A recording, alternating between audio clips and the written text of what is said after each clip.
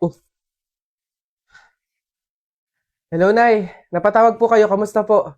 Anak, baka meron ka pang 10,000 dyan. Pangdagdag lang sana sa pang-araw-araw dito sa bahay. Nay, di ba po kakapadala ko pa lang ng 15,000 nung nakaraang linggo? Ayun na nga, naubos na eh. Nagaya kasi yung mga kumari kong mag-outing. Diyos ko. Nay naman, malaking halaga po yun. Sana naman tinipid ninyo. Hindi po ganun kadali kitain yun eh. May pasensya na po, hindi po ako makakapag-abot pa ngayon. Wala din po ako. May mga bayarin din po ako dito tsaka gastusin pang araw-araw. Teka, teka, ang yabang na itong sumagot ah. Kung makapagsalita ka, para ang laki ng kasalanan ko ah. Nakapag-abroad ka lang, ganyan ka na magsasagot? Puro ka lang naman pasarap dyan. Singilin kaya ka sa pagpapalaki ko sa'yo. Huwag ka mag-alala, hindi ka namin kailangan. Kaya namin nang wala ka. Sobra naman ho kayo, Nay. Hindi naman po ganun kadali magtrabaho dito sa abroad eh. Kasi lahat salo-salo mo. Yung kapag nahihirapan ka, yung may sakit ka, nalungkot ka, wala. Ikaw lang mag-isa. Wala kang katulong, wala kang karamay. Pero Nay, bakit ganun? Yung isang beses ka lang hindi nakapagbigay pero parang buong pagkatao ko na yung hinisgahan ninyo. Itong pag-abroad ko, Nay, kayo naman po yung may gusto nito, di ba? Hindi po ako. Gusto ko po kasi, Nay, maging doktor talaga eh. Yung makakapagbigay ako ng tulong sa mga tao, yung makakapaggamot ako ng libre. Yun talaga, Nay. Kaso mahirap kasi tayo eh. Kaya itong pag-abroad ko, pinili ko na lang to para sa inyo. Na yung pasarap po ba na sinasabi nyo, yun po ba yung kapag natanggap ko na yung sahod ko, bibili ako na kahit man lang pares ng damit? Yung pasarap po ba na sinasabi nyo, yun ba yung kapag after kong magtrabaho, magpakapagod dito sa abroad, yung kakain ako ng masarap kahit isang beses lang? Yun po ba yun, Nay? Pasensya na po kayo, Nay, ah. Kasi minsan, sa tanang buhay ko, hindi ko naranasan yung ganun eh. Kaya yun man lang, Nay, mabigay ko sa sarili ko, maregalo ko sa sarili ko. Kasi wala naman akong choice eh. Kundi yung piliin lagi yung pamilya ko para tulungan kayo. Yun nga man lang, Nay, na kamustahin niyo ako. Kailan ko kaya ma-experience na yung tatawag kayo sa akin, yung magme-message kayo sa akin para kamustahin lang ako. Yung hindi yung manghihingi kayo ng pera, yung hihingi kayo ng ganito. Pero wala eh. Hindi ko alam, Nay.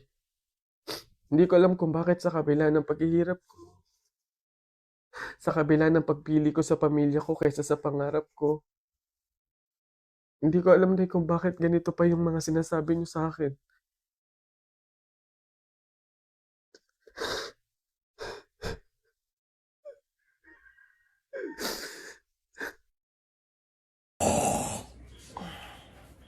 Tagal naman bumangon. Hoy! Jepoy! Bumangon-bangon ka na dyan, ha? Kapag ikaw tinanghali, tatamaan ka talaga. Nay, ano ba naman yan, Nay? Gusto ko pa matulog. Ba yan eh? O ayan, Jepoy andito na sa bag mo yung mga baon mo.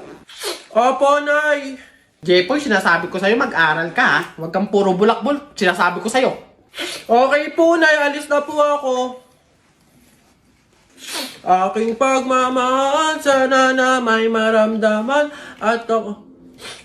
yun dadaan na naman sa school namin yung mga taga-public school ano naman inyo ba to, daanan nyo ba to yabang neto bulok naman pagdating sa flip-top. Anong bulok? Laban na lang, tara kaso ang daya mo, may mga kasama ka ako mag-isa lang. Jeboy! Tikyo! Tep-tep!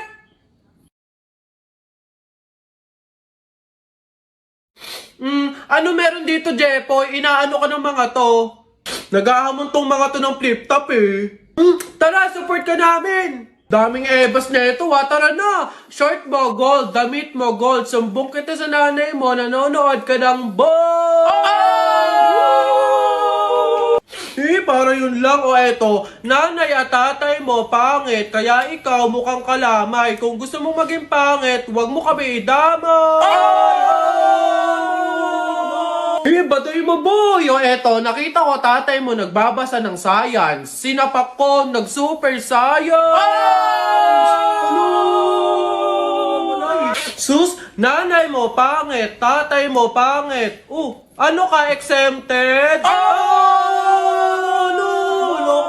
Sus, utot mo. O eto, nag-ring na. Pasok na kami, bala ka na nga dyan. Magtutuos pa tayo Jepoy. Ano, wala pala kayo Tiklop pala kayo sa ring ng bili,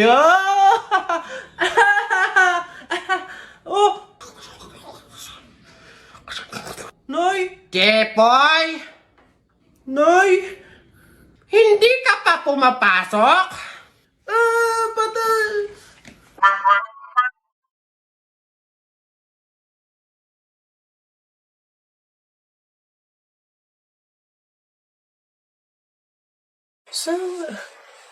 Hoy anak! Ano yung ginagawa mo? Bakit ka dyan kumakain sa dilim ha? Alam mo, bawal yan pamahiin yan. Hindi ka daw pwedeng kumain ng pagkain sa dilim. Mabubulag ka daw. Paano naman na hindi ako magtatago dito sa dilim para kumain? Yung mga kapitbahay natin, wala nang ginawa na kundi humingi na lang ng humingi. Wala na nga rin tayo makain sa kakahingi nila naku Mare, pasensya ka na. May dumating kasing biglang bisita sa amin. Nakakahiya't wala akong maipakain. Wala pa din naman yung mister ko at saka hindi pa nun sahod. Baka naman meron ka dyan kahit anong pagkain na pwede maipamerienda. Sige na, nakakahiya naman kasi. Oo nga naman, Mare. Ako naman, naubusan na ako ng bigas. Nakakahiya naman ulit mangutang kina Ate Telay. Gawa nga ng 3 kabang bigas na yung utang ko doon. Baka naman meron kang maipahiram man lang dyan miski 1 kilong bigas. Sige na. Tsaka nga pala, yung ipapaulam ko sa mga anak ko, itlog na nilaga lang. Nakakaawa naman yung mga bata. Baka naman pwedeng pakidagdagan miski fried chicken. Dali na. Nako, Mare, pasensya ka na. Wala na rin kasi kaming naiyakin yun! Ito Mare, baka pwede na to. Pasensya na ha, paghatian nyo na lang. Yan, salamat Mare. Naku, babawi naman kami next life. Sige, salamat.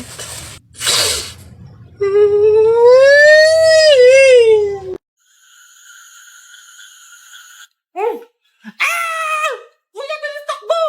OA naman ng mga to. Horror movie na to. Bata lang matatakot dito Takbo! Kaya ako. Ma, nagtitisis nga lang kami. Ha? Wait ba, hindi kita marinig? Ha? Yes, ang ingay naman ng mga Ano to. yan, Wait. Uy, huwag kayong maingay, baka marinig tayo. Ayun na! Ayun na!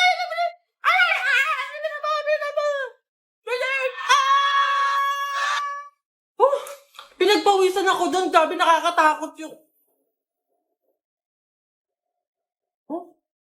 Ano yun? Oo nga, ano yun? Uy! Ano ba kayo? Ako lang to. Nakakagulat naman to si Keisha. Teka, sino yung nasa likod niya? Ha? Bakit? Ano yun? Lola lang pala ni Kenneth. Diyos ko naman. Hello po, Lola.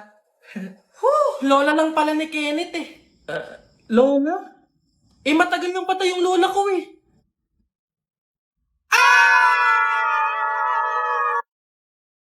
Nay! Ano na naman yon? Natakot ako kagabi. Ha? Bakit? Diyos ko, nalagasan daw ako ng ngipin, Nay. Buti panaginip lang yun. Ha? Naku, masamang pamahiin yan, nak. Pag doon na naginip na nalagasan doon ng ngipin, naku, madami daw pamilya ang mamamatay. Ito, to. Ano to? Yan. Sabi kasi na matatanda, kumagat ka daw sa kahoy para daw hindi matuloy yung masamang pamahiin. Dali na. Ang laki naman ito, Nay! Bakit ganitong kahoy pa? Ang laki-laki, Huwag ka nang maarte dyan. Sinasabi ko sa'yo pag may nangyaring masama sa pamilya natin. Ako, ikaw sisisihinan. Ang laki naman kasi nito.